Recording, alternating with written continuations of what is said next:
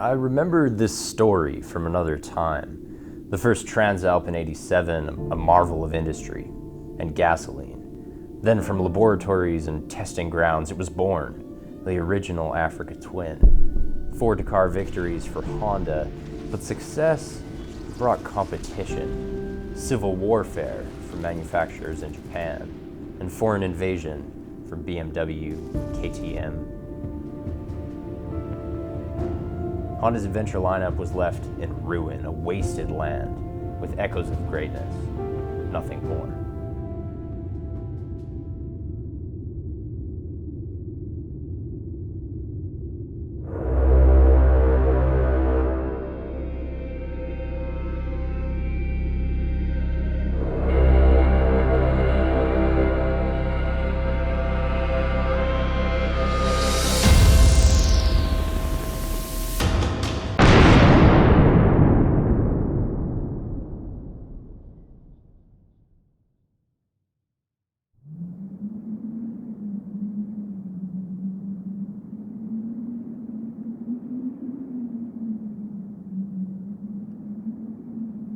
After all this time, it's back.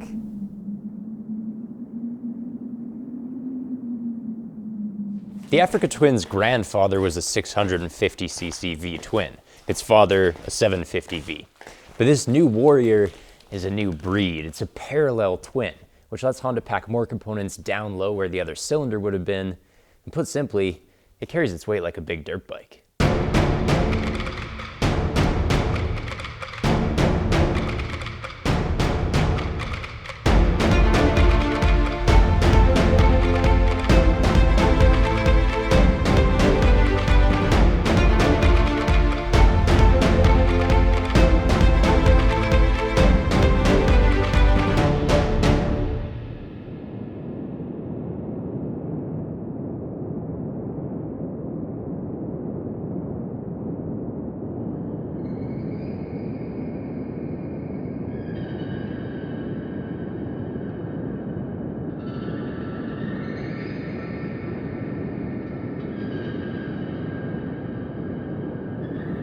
The Africa Twin is an oasis in the desert, peaceful and effortless in the middle of this wasteland.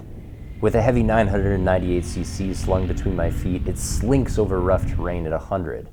And it touches down gracefully, easing into a long 8 inches on the forks and 8.7 on the monoshock. Even rock crawling is effortless, with a 21-inch big wheel and a towering 9.8-inch belly pan, matched only by the KTM 1190R.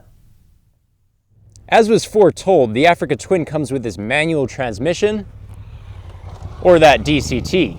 Now that's dual clutch transmission to Honda, known to us normal buggers as automatic. I guess the chase is on. The automatic bike will not stall, and that takes the challenge out of some classic off-road challenges, like going from locking to spinning the rear wheel in a skid turn. Normally one of the trickier ADV maneuvers, it's a cinch with the DCT. The transmission also simplifies hill climbs and descents. It knows when I'm going up or down hill by comparing throttle input to rear wheel speed. So the bike holds onto a gear when I need engine braking and drops a gear when I need extra grunt. It's very clever, but I did eventually catch the automatic bike with that manual because the computer still can't look ahead like a human eye and anticipate the next gear change. So to an avid off-roader, it'll always feel about a half step behind.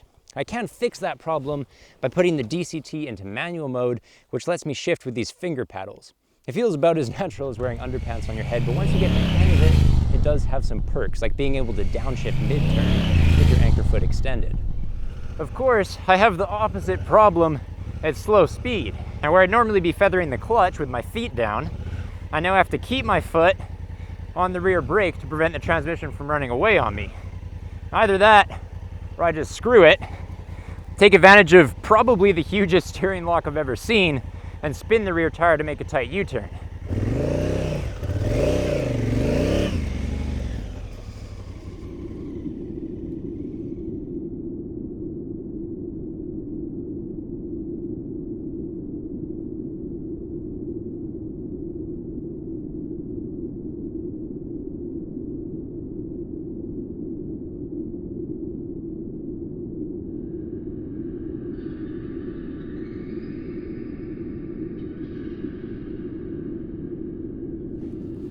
Sit rep. The Africa Twin is a wasteland warrior, easily the most competent off-roader above 650 cc's that I've ever ridden. But it's also starving for some decent kit. I need taller handlebars to stand up comfortably. I'm tempted to buy a skid plate that actually covers the entire exhaust. I need a radiator guard that isn't made from dinky plastic. And seriously, Honda, engine bars are just basic survival kit. Same with bark busters that won't break the first time I hit a tree. And don't be fooled by my TKC 80s either, because the stock rubbers are shitty Dunlop Trail Maxes. So after spending $14K on this bike, I'll have to fork over another grand to get it rally ready, and that's annoying. Although not as annoying as these buttons will be. See, every time I turn on the DCT version, I have to do this fighter jet call sequence. You know, turn off ABS, put the bike in gravel mode for harsher gear changes, turn off the traction control, engage the manual paddle shifters.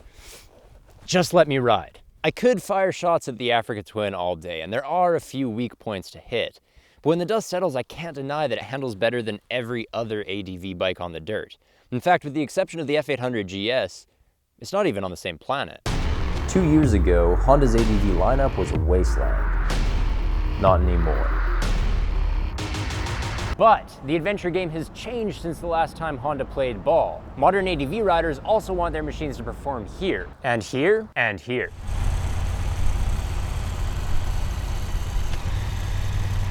Ah, the city. Now our Africa Twin is a natural here. The ride is cushy and the clutch is a featherweight. Of course, with the DCT version, you won't have to bother with a clutch at all. And the automatic bike also has D mode, which happily lugs around in 6th gear, bringing the fuel economy up to 50 miles per gallon. Parallel twins have notoriously boring power deliveries, and this one isn't really any exception. But it does keep me awake with a very un-Honda-ish sound. It's a loud, filthy growl, which is great for letting everyone at ADV HQ know just how adventurous I am. And even though I can't get the original white, blue, red racing colors here in Canada, well, the Africa Twin still looks pretty Dakar. And that's very important because obviously I need my barista to think I just got back from the desert.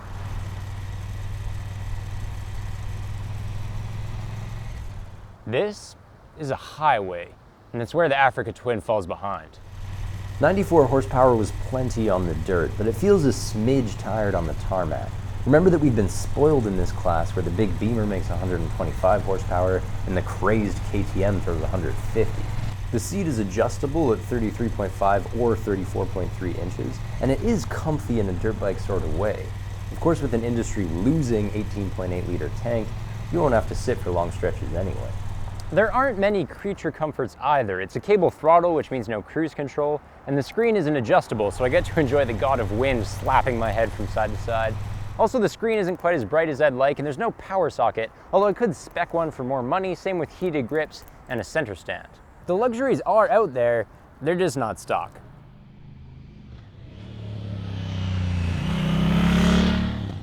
Ah, shit. Now these twisties are the arch nemesis of our Africa Twin. The front end feel is pure guesswork. I never know where my tire is going or how much grip it has to get there. Plus, the bike is sluggish to turn in. I know TKC 80s well enough to say that they aren't the problem, so I blame a combination of the 21-inch wheel size and the soft suspension. The brakes are squishy too, and that makes me suspicious. See, with two 310mm discs and 4 pistons up front, there's no reason why the Africa Twin shouldn't stop on a dime. But I have a theory that Honda gave this bike a weak initial bite on purpose to compensate for the fact that the front end is made of pudding. Even with the weak brakes and the compression dialed up for street use, well, the forks dive like a submarine. Now, I did have the chance to ride the automatic version on pavement, and other than being a bit too lazy to downshift, it was flawless. But on paper it adds 10 kilos and $1,000, and on dirt the DCT is a crutch that I don't really need. So this manual version is the bike I'd choose. At this point, I normally make some comparison to the competition, but there isn't any. The Africa Twin is one of the worst ADV bikes I've ridden on the pavement, and it's also the best, most otherworldly, brilliant ADV bike that I've ridden on the dirt. I guess we're back to Honda's wasteland then. If you want a pavement-pounding adventure bike, there are a million choices and none of them are here. But if you want a purebred 1000cc off-roader, there is only one choice. Right here, with the Africa Twin.